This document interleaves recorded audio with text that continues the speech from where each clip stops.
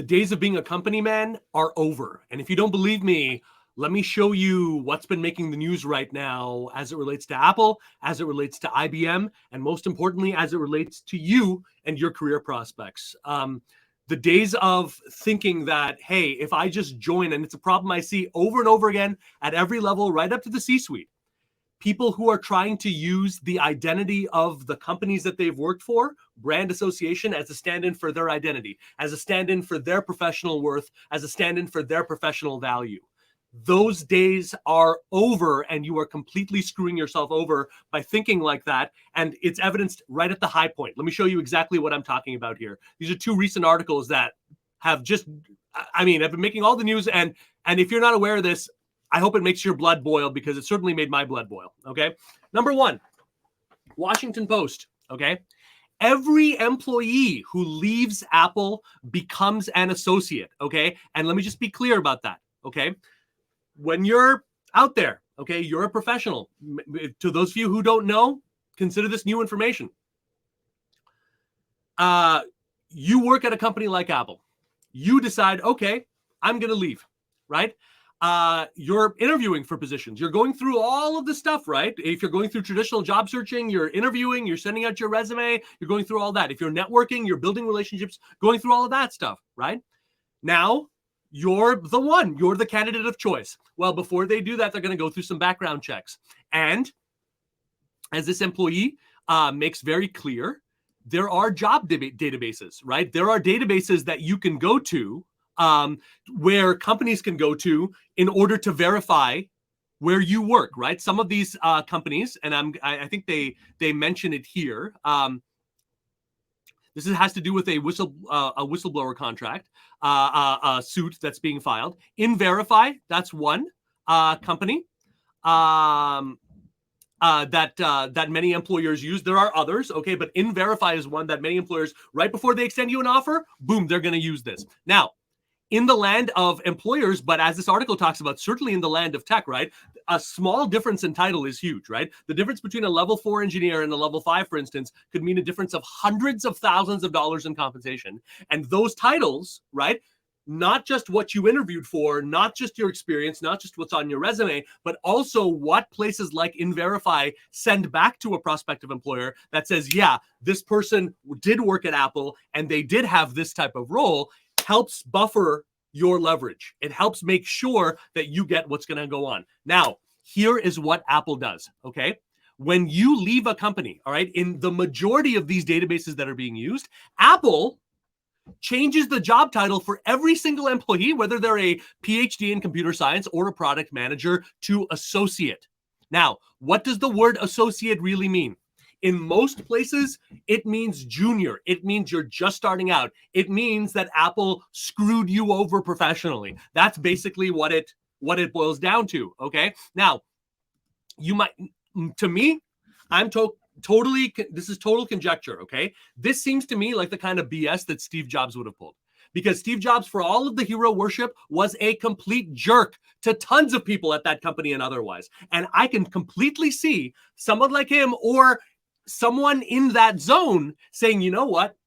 I don't want any of our talent. When they leave, I don't want them going to Google. I don't want them going to Microsoft. I don't want them taking our information, the things that they learned, the methodologies they learned to be a winner and a success. We don't want them taking it and moving it over. Let's make it as difficult as possible. Well, what would be one easy way to make it difficult? Going and actually changing your job title, which is fraud. I mean, to me, that's simple fraud, right? And changing it to associate. So you don't know what they're talking about. So all of a sudden, Apple is not backing you up one bit. And you definitely need to know this. If you're a current employee of Apple, you should know about this lawsuit, okay? I'm just gonna stop the screen for a second here, just to talk a little bit about some actions that we can all take, right? Because this is clearly not just an Apple or an IBM issue, okay? This is a question of what you're gonna do to stand up for your own interests, okay? Now, what I want to be clear is, if you're working at Apple, get it all in writing.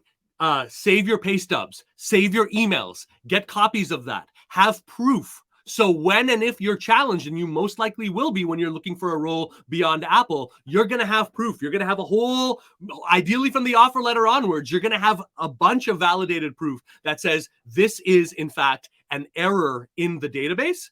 that this is the reality of what I made. Now, I think it is shameful and I think it is pathetic of a company as big as Apple, as rich as Apple is, to have to place people who, it's not our responsibility to verify these stupid databases, right? But now we have to do it, right? Now you're guilty until you're proven innocent, right? So definitely if you work for Apple, have that paper trail. Definitely if you work for Apple, I would bring this up if you're thinking about negotiating an offer and make it clear what happens afterwards, right? When we move on, what happens? Because I've been noticing this and this thing is in the news. I don't mean to be a negative Nelly here, but what is the plan that's going to happen? Because I could totally see that being a major issue, right?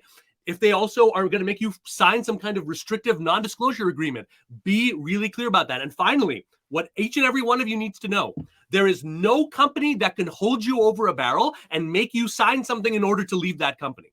That is completely off bounds, okay? So if you given your notice and they're like, fantastic, just in order to release you, we just need you to sign something, not even think about it until you bring it up with your lawyer. They are not allowed to do that. You are not allowed to change the rules of your engagement while you're leaving. Okay. It's a big no-no. But definitely when it comes to Apple, be wary of this. Be careful of this. Guys, I'm going to go into IBM for a second, but I would really appreciate it if you're getting value from this. Me and my team, we are all about showing people the fastest possible way to get jobs out there and the fastest possible way to protect themselves out there in that environment, including not being a company man, but really standing for a process and an outcome that is bigger than all of the companies that you've worked in. In other words, every job you've had is an expression in some sense of the larger purpose, but it's not limited by that, right? Including Apple, clearly, right? Now, let's talk about IBM for a bit. They're also in hot water, right? And I want to, I think it's actually kind of a good thing that these two companies with such massive name recognition are being busted for horrible practices against current and former employees, because I think there's some of us out there who would rather do anything rather than believe the truth, which is companies do not have your best interest at heart. We are all free agents. We are mercenaries. You can do incredibly well for you and your family, but it is time to stop putting your power in the hands of other people, because all it takes is one bad HR person. All it takes is one bad policy, and you're screwed like this, and you're having to play defense, right? Here's another one that I could not believe. I could not believe that this is going on right now in our day and age, okay? IBM executives called older workers dino babies who should be extinct in internal emails released in age discrimination lawsuit. IBM execs called older workers dino babies in emails made public in an age bias lawsuit on Friday. The documents show IBM's plans to oust older employees from its workforce, the plaintiff said. IBM spokesman told Insider that IBM has never engaged in... Oh, of course not. Okay, but let's go a little bit deeper, okay?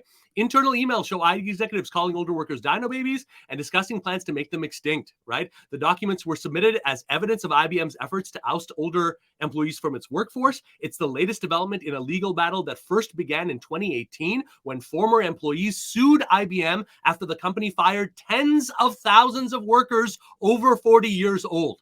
Okay, this has been going on for years. They have been treating their employees, specifically their over 40 employees, like second-class citizens way before 2018. I'll say it because this article does not, but that's when the legality of this really started coming to public attention. One high-ranking executive said IBM had a dated maternal workforce. This is what must change, the email continues. They really don't understand social or engagement, not digital natives, a real threat for us. The exchanges are highly incriminating and reflects age animus from IBM's highest ranks, the plaintiff says. Now, and this came out on, this was being discussed on Reddit, and I just want to call attention here to how many awesome people called out. As an ex-IBMer, this was standard language used not only in emails, but frequently in meetings. Shocking that this is news in 2022 and the punishment will be whatever. Then they're talking about, and I really appreciate this, so many people talking about how they could not survive, their team could not survive if they weren't constantly relying on the intelligence and the knowledge of the older workers there. Those people who knew how things were done, who weren't constantly being buffeted by everything, they had greater perspective on it. Each, from industry after industry after industry after industry, people in their 20s, 30s, 40s, and beyond talk about the priceless relevance of having older people there, of having people who understand, who have that history, who have that perspective, who understand that things change and times change, but business does not, right? That the fundamentals of what made you successful before are going to live and thrive now, right? Crazy. Absolutely crazy, but worth you understanding. And what would be one way that you can protect yourself against age discrimination is to keep building on your brand, is to keep making sure that no one company does the heavy lifting for you, that you're not introducing yourself as an IBMer, or you're not introducing yourself as an Appleite, right? What you are is a professional. What you are is a leader who has a way of moving a company forward that is all yours. Now, that uses your skill set. It uses the different parts of what you're bringing to the table, but it is not confined by it. And as you get higher and higher, it is up to you to increase not just the branding, the positioning, but the authority, right? What are you using in terms of giving yourself that power, right? If you're past the age of 40, who are the references? What are the accomplishments? Are you using those effectively in your brand, right? What about the uniqueness of what is right, what is wrong, right? You have that history, you have that authority. But if you're, I've seen people with histories 20 plus years old, they've chopped off half of it because they feel like, they want to come across as young. Remember, the best cure for ageism, okay, is not to pretend that you're young. No one's going to buy that. The best cure for ageism is to own the high ground, the elder of the tribe, the one who has the power, the niche, the perspective that no one else can. No one else has what you have.